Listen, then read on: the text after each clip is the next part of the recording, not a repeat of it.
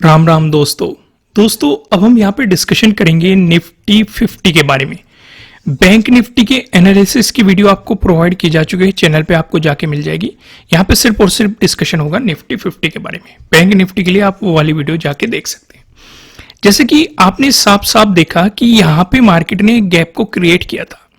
आज मार्केट ने उस गैप को निकाला, फिल किया, और जो यहाँ पे 15 की डे क्लोजिंग थी और 15 का डे लो भी यही था, वहां से रिजेक्शन लेके मार्केट ने एक रिवर्सल दिखाया। हालांकि यहां पे आपके लिए एक ट्रेडिंग अपॉर्चुनिटीज हो सकती है, जो ये जानते हैं कि गैप फिलिंग पे किस तरीके से काम किया जाता है। वहां पे वे ट्रेडिंग डे लो को अप्रोच कर सकते थे या फिर प्रीवियस डे क्लोजिंग को अप्रोच कर सकते थे, मार्केट में एक मोमेंटम कैप्चर कर सकते थे।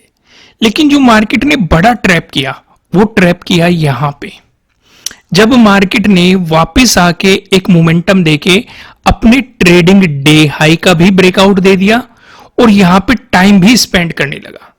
अब दो चीज होती है दोस्त, मैं आपको एक चीज हमेशा बताता हूं कि अगर मार्केट साइडवेज जाने लगता है तो कहीं ना कहीं आपका प्रीमियम खाने की कोशिश कर रहा है। लेकिन काफी लोग इस चक्कर में बैठे रहते हैं कि भाई ट्रेड हमारी डायरेक्शन में मिलेगा, क्योंकि जब वो साइडवेज जाएगा तो जो मैंने आपको चार पैटर्न्स बता रखे हैं, ट्रायंगल वाले पैटर्न, ट्रेंड लाइन से मिलकर बना हुआ पैटर्न और पैरेलल पैटर्न, आपको हायर प्रोबेबिलिटी रहती है कि इन चारों पैटर्न में से कोई सा ना कोई सा पैटर्न देखने को मिल जाएगा। अगर आप देखेंगे आपको यहां पे मार्केट एक रेंज बनाता हुआ दिखाई देगा। चल वो ऊपर को रहा है, लेकिन ना तो कैंडल्स में इतना मूव आ रहा और ना ही आप देखेंगे प्रीमियम में इतना उछाल आ रहा। तो इस सिचुएशन पे अगर आप अपनी ट्रेड से एग्जिट ही मारेंगे तो वो ज्यादा बेहतर रहेगा। लेकिन कोई अगर ट्रैप हो गया हो, यहां से देखो कितना बड़ा मोमेंटम दिया है मार्केट ने, और किसी ने अगर इस पैटर्न पे काम किया होगा तो डेफिनेटली उसे काफी बेहतरीन मोमेंटम मार्केट में देखने को मिला होगा। पर लेकिन चलो एक सवाल फिर से उठता है कि भाई अगर ये अपॉर्चुनिटी हाथ से निकल गई, क्योंकि मैं आपको हमेशा कहता हूं जब भी बड़ी ग्रीन कैंडल बन जाए, बड़ी रेड कैंडल बन जाए, बड़ी गैप अप ओपनिंग बन जाए, बड़ी गैप डाउन ओपनिंग हो जाए, तो ऐसी सिचुएशन पे मार्केट से दूर हो जाना चाहिए पहले, क्योंकि ये एक चलती ट्रेन बन चुका है। उस ट्रेन की ठहरने का आपको इंतजार करना चाहिए, और वो ट्रेन ठहरी कहां पे है? यहां पे। जब ये बड़ी कैंडल आई, मार्केट ने ये जो मोमेंटम दिखाया है, फिर नया ट्रेडिंग डे लो मार्केट ने आपके लिए ये बना दिया, और जब इसका ब्रेकडाउन मिला है तब जाके आपको एक मोमेंटम मिला है। तो ये आपके लिए एक अपॉर्चुनिटी हो सकती थी। लॉजिक आज की ट्रेड के पीछे बहुत ही सिंपल था, लेकिन अब हमारे लिए कुछ चीजों पे फोकस करना थोड़ा जरूरी हो जाता है। एक तो 22,000 हमारे लिए काफी इंपॉर्टेंट लेवल था, मार्केट ने इसका ब्रेकडाउन दिया, लेकिन वापस से एक रिकवरी देके ऊपर क्लोजिंग आपको देता हुआ दिखाई दे रहा है। तो हम पूरा फोकस इसी पे करने वाले हैं, क्योंकि वन डे के टाइम फ्रेम पे अगर आप आएंगे, वन डे के टाइम फ्रेम पे मैं इसे थोड़ा सा जूम कर लेता हूं, जिससे कि चीजें थोड़ी सी और क्लियर समझ में आए, जो मैं आपको समझाना चाहता हूं। ओके, हो गया। अगर आप देखेंगे हम इसका डिस्कशन कर रहे थे कि ये एक इंपॉर्टेंट रेजिस्टेंस था, ब्रेकआउट मिलने के बाद इसने सपोर्ट की तरह एक्ट किया, फिर से ब्रेकडाउन मिलने के बाद फिर से रेजिस्टेंस की तरह एक्ट किया, फिर से ब्रेकआउट मिलने के बाद सपोर्ट की तरह एक्ट किया, और जो कल की इनडिसीजन कैंडल थी वो भी इसी सपोर्ट जोन पे आपको बनती हुई दिखाई दे रही थी। तो हमारे लिए जरूरी ये है कि अगर इससे नीचे प्राइस सस्टेन होना शुरू हो गया ना, तो हमें और भी ज्यादा निफ्टी 50 में नेगेटिव मोमेंटम देखने को मिल सकता है। इस चीज का आपको थोड़ा सा ध्यान रखना पड़ेगा अगर इसके नीचे प्राइस सस्टेन होना शुरू हो गया। हाँ, अगर कल को मार्केट रिकवरी लेके इससे ऊपर क्लोजिंग दे देता है तो कोई बात नहीं, फिर हम उसी मोमेंटम को पकड़ सकते हैं। लेकिन एक चीज और ध्यान रखो, ब्रेकडाउन आपको यहां पे भी मिला था, ब्रेकडाउन आपको यहां पे भी मिला था। अगर आप इस ऑब्जर्वेशन को करेंगे, जब ब्रेकडाउन मिला तो काफी दिनों तक मार्केट ने एक रीटेस्ट किया, यहां पे एक रेस्पेक्ट की, उसके बाद ब्रेकआउट देके मार्केट ने फिर से ऑल टाइम हाई लगाया और आपको एक मोमेंटम दिया। तो अगर आपको यहां पे कोई साइडवेज मोमेंटम भी देखने को मिला तो उस पे भी आपको घबराना नहीं है, क्योंकि यहां पे भी आप बार बार अगर आप देखने की कोशिश करोगे, जो 22,000 का लेवल था उसकी ब्रेकडाउन देने की कोशिश की गई। हालांकि इन 2 दिन पे अगर आप फोकस करोगे, ब्रेकडाउन दे भी दिया था, लेकिन अगले दिन आपको एक इनडिसीजन कैंडल बनती हुई दिखाई दी और नीचे से आपको बाइंग आती हुई इस कैंडल में साफ साफ दिखाई दे रही है, और उसके बाद मार्केट एक बेहतरीन बाउंस करता हुआ आपको दिखाई दे रहा है। तो आपका पूरा फोकस इसी पे रहना चाहिए कि 22,000 पे मार्केट क्या रिएक्शन दे रहा है, उसके नीचे प्राइस सस्टेन कर रहा है या फिर वहां से सपोर्ट लेके बाउंस कर रहा है, इस चीज पे आप अपना पूरा फोकस करेंगे। क्योंकि अगर मार्केट यहां से एक रिवर्सल मोमेंटम देता है तो ये एक इंपॉर्टेंट रेजिस्टेंस रहेगा, यानी कि 22,100 आपके लिए काफी इंपॉर्टेंट रेजिस्टेंस रहने वाला है। अगर इसका ब्रेकआउट देखें, अगर आप यहां पे भी फोकस करोगे, यहां पे भी एक ये इंपॉर्टेंट रेजिस्टेंस के रूप में काम करता रहा है। अगर इसका ब्रेकआउट देके प्राइस ऊपर सस्टेन होने लग गया, तभी आप पॉजिटिव मोमेंटम की मार्केट में उम्मीद कर सकते हैं। फिर से एक सवाल खड़ा हो जाता है, अगर कल को भी नेगेटिव मोमेंटम देखने को मिला तो ये वाला जो जोन है ये काफी इंपॉर्टेंट रहेगा 21,900 के अराउंड। ये आपके लिए काफी बेहतरीन सपोर्ट लेवल हो सकता है। इस बेस पे अगर आप प्राइस एक्शन देखोगे, इस एरिया में भी इसी जोन पे लगभग हर एक कैंडल ने सपोर्ट लिया है। इस वाली कैंडल को देख लो, इसे देख लो, इसे देख लो, इसे देख लो, इसे भी देख लो, इसे भी देख लो, यानी कि लगभग हर एक कैंडल ने इन वाली को देखोगे तो रेजिस्टेंस की तरह एक्ट किया है। तो अगला इंपॉर्टेंट सपोर्ट आपके लिए ये रहेगा। अगर इसका भी ब्रेकडाउन मिलता है, फिर प्राइस एक्शन के अकॉर्डिंग आपके लिए इंपॉर्टेंट सपोर्ट 21,800 के अराउंड होने की पॉसिबिलिटीज हो सकती है। एक बार हम 2 आवर के टाइम फ्रेम पे भी देखते हैं क्या सिचुएशन चल रही है। भाई ये जो हमने ट्रेंड लाइन देखी, ये हमारी 1 डे के टाइम फ्रेम पे थी।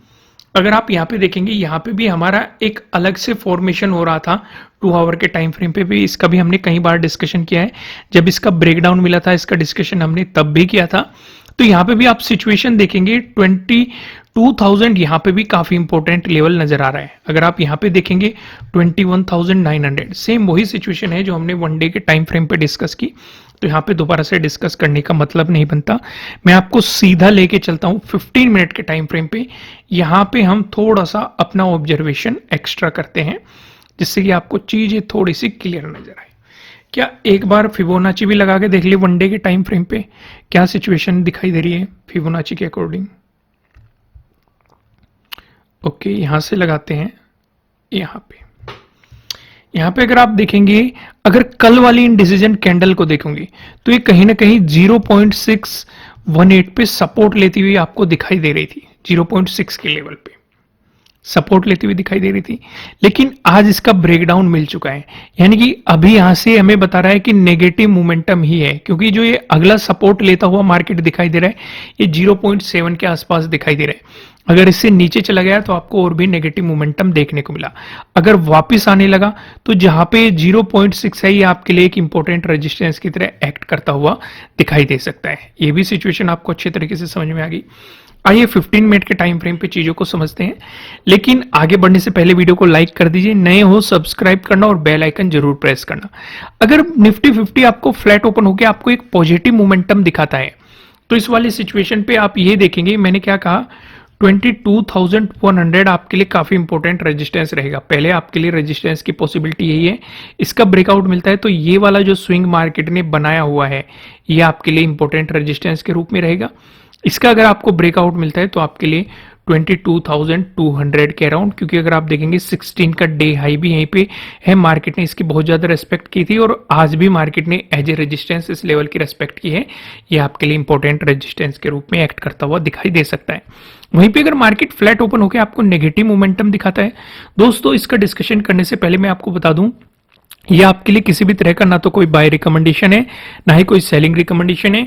ये जस्ट एजुकेशनल पर्पज से बनाई गई एनालिसिस वीडियो है। इन्वेस्ट करने से पहले आपको अपनी रिसर्च करनी है, अपने इन्वेस्टर की सलाह लेनी है, क्योंकि प्रॉफिट भी आपका होने वाला है, लॉस की जिम्मेदारी भी आपको अपने आप लेनी है। वहीं पे अगर आपको नेगेटिव मोमेंटम देखने को मिलता है तो पहला फोकस आपका रहेगा 22,000 से नीचे प्राइस सस्टेन करे, लेकिन इसके जस्ट नीचे ही आपको ट्रेड नहीं लेना चाहिए, क्योंकि नीचे आपके लिए सपोर्ट है प्रीवियस डे लो का। तो यानी कि प्रीवियस डे लो का इजीली ब्रेकडाउन होने दो, क्योंकि अगर प्रीवियस डे लो का ब्रेकडाउन हो जाता है तो आपके लिए यहाँ पे प्रीवियस डे लो के ब्रेकडाउन वाला सेटअप भी इजीली बन जाएगा और यहाँ से आपको मार्केट एक मोमेंटम देता हुआ दिखाई दे सकता है। तो यहाँ पे आपको ये वाला सेट, अगर आप इस सेटअप के बारे में नहीं जानते तो नीचे डिस्क्रिप्शन में आपको एप्लीकेशन का लिंक मिल जाएगा, वहां पे बेस्ट इंट्राडे स्ट्रेटेजीज के नाम से आपको कोर्स मिल जाएगा। उस पर फिलहाल 75% का ऑफ चल रहा है, आप जाके अपनी लर्निंग को और भी ज्यादा स्ट्रॉन्ग कर सकते हैं। वहीं पे अगर आपको गैप अप ओपनिंग देखने को मिल जाए तो इस वाले सिनेरियो पे आप क्या करेंगे, इस वाले सिनेरियो पे आप इसी पे फोकस रखेंगे 22,100 पे। अगर इसी के आसपास गैप अप ओपनिंग देके मार्केट ब्रेकआउट देता है तो आपको पता है आपके लिए ऊपर की तरफ रेजिस्टेंस की पॉसिबिलिटीज क्या हो सकती है। लेकिन इंटरेस्टिंग पार्ट ये है, अगर यहां से रिवर्स लेना शुरू होता है तो प्रीवियस डे क्लोजिंग से नीचे आने देना।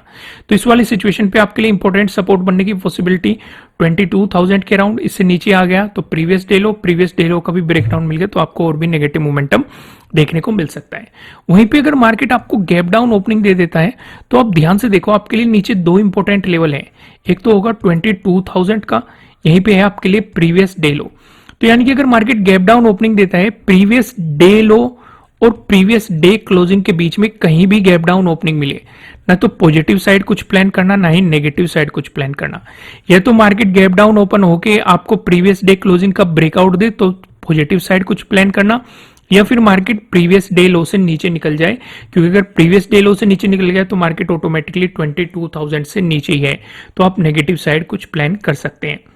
दोस्तों इस वीडियो को लाइक करना, कमेंट करके मुझे बताना कि आपको एनालिसिस कैसे लग रहे हैं, नए हो सब्सक्राइब करना। और अगर आप स्कैल्पिंग के लिए एक बेहतर ट्रेडर के लिए ढूंढ रहे हैं तो आप फायर्स का इस्तेमाल कर सकते हैं। नीचे डिस्क्रिप्शन में आपको लिंक मिल जाएगा, आप उसमें जाके अपना अकाउंट ओपन कर सकते हैं।